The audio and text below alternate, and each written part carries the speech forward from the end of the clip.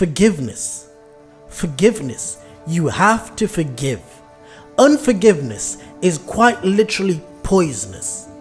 Unforgiveness quite literally has the power to suck the very life out of a person's soul. Unforgiveness will chip away at your health. Unforgiveness will quite literally consume an individual. Unforgiveness will destroy your marriage. Let me say that one more time. Unforgiveness will destroy your marriage. Someone needs to hear this today. Unforgiveness will destroy your marriage.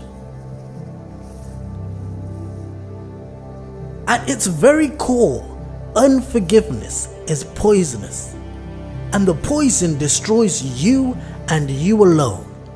Bitterness, resentment, hatred, animosity. And so many children of God are struggling with this one area, this area of unforgiveness. The joy of the Lord is no longer in their life because of unforgiveness. There is no joy in the life of a person who is full of unforgiveness and full of bitterness. Bitterness has the ability to take your joy away. Bitterness will take your life away and make you quite literally a walking zombie. Years pass and you're still angry at the things that someone did to you in your past. Bitterness, resentment, hatred, animosity. I am not saying for one moment that what that person did to you was right. I am not trying to justify what they did to you whatsoever. Yes, they wronged you. Yes, what they did was wrong. Yes, they mistreated you.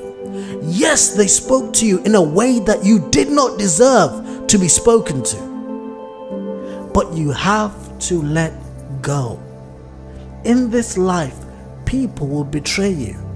People who you love, people who you care about will disappoint you. That is the nature of this life. The first murder in human history was between two brothers. 6 times in the book of Genesis, the word of God reminded us that Cain is Abel's brother, his brother, his brother, his brother, his brother. It's almost as if the Bible is trying to hammer home the reality and the heinousness and the depravity of Cain's sin, killing his very own brother. That is this life that we live in, ladies and gentlemen. People will betray you. People will smile to your face and stab you in the back. People will praise you to your face and will talk bad about you behind your back. That is the nature of this life. But you cannot go your whole life holding grudges. You cannot go your whole life holding unforgiveness, holding bitterness. And I am not for one second downplaying what they have done to you. I am not for one second trying to justify their actions. But I am here simply to remind you that you have to forgive. Not for their sake, but for your own sake. Bitterness will consume you. Forgiveness is more for you than the person you are forgiving. Forgiveness will set you free from holding on to the pain. As long as you're not forgiving that person, you are still holding on to the pain. And if there is one thing I have learned about men and women, we hold on to pain. That is something about the human condition I am yet to understand. There is something about us as human beings that we have a propensity to hold on to pain. Years pass by and we can hold on to pain. We can hold on to that pain. And that pain turns to bitterness, resentment, hatred, and animosity. Yes, that woman or man may have stolen years from your life. Years that you'll never get back. But you have to forgive. Bitterness will eat you alive. It will take the very life out of your body. Yes, you are existing. Yes, your heart is pumping blood all across your body, but there is no life in you anymore because of bitterness. You have to forgive. Unforgiveness is quite literally a dark shadow that will cover every aspect of your life if you let it. I don't know who needs to hear this today, but there are people right now who are literally walking every single day with a heaviness, a sense of unforgiveness and bitterness, weighing them down. You need to let go.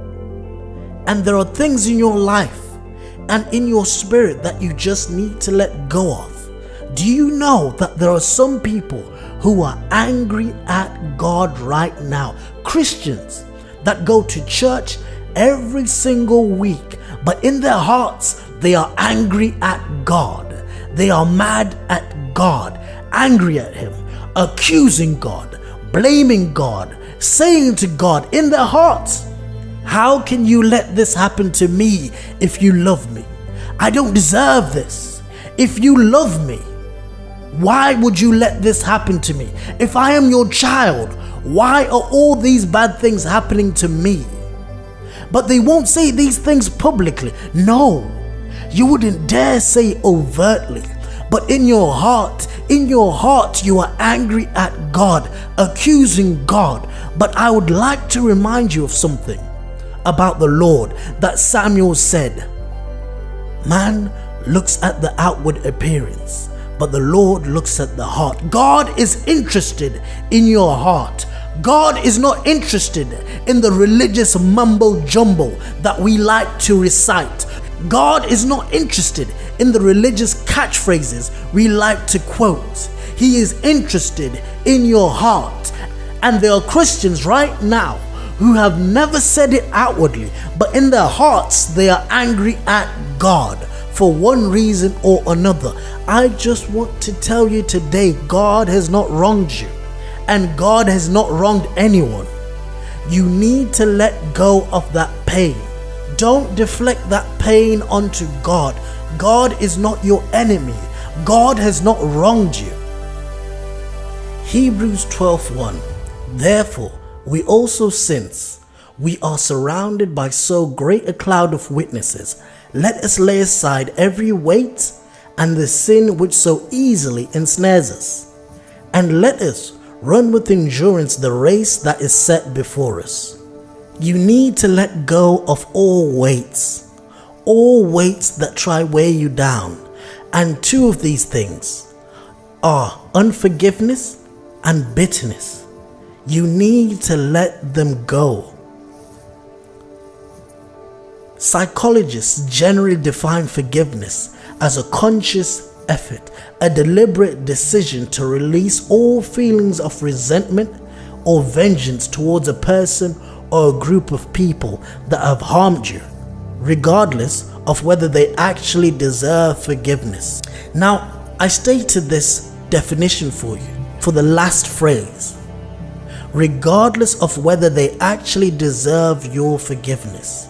It's not about whether they apologize to you. It's not about whether they have showed some sort of remorse for their actions. No. It is for your sake that you are forgiving. Allow me to make it clear that when you forgive, you don't gloss over or deny the seriousness of an offense against you. Forgiveness does not mean forgetting, nor does it mean condoning or excusing an offense. You are not condoning what they did. What they did was wrong, and they will have to answer to the Lord for their offense. But I am here today to encourage you that make sure your relationship with God is in good standings. It is not your responsibility to be the judge, jury, and executioner. You don't have to go around putting people in their place. That is God's role. Your role is to forgive. Move on with your life. But all forgiveness is quite simply letting go. Letting go of all the bitterness. Letting go of all the resentment. Letting go of all the hatred. All the animosity. Forgive and let go.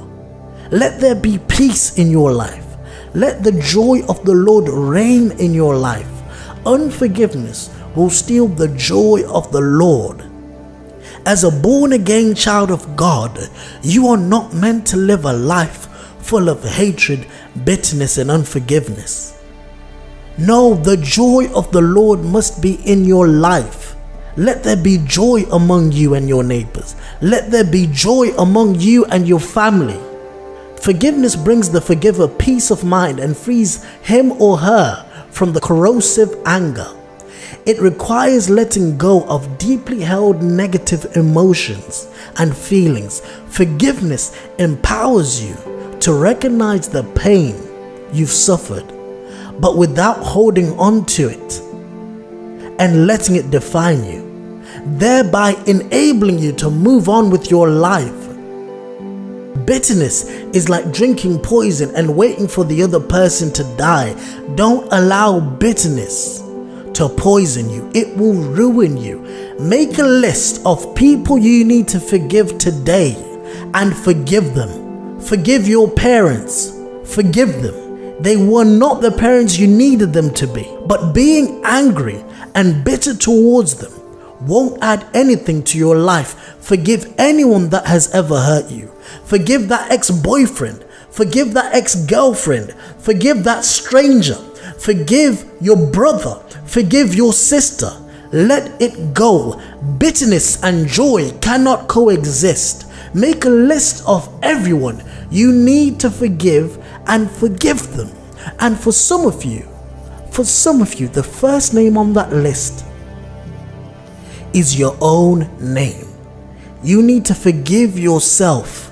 You cannot live the rest of your life beating yourself up on a daily basis because of every dumb decision you have made in your past. Forgive yourself.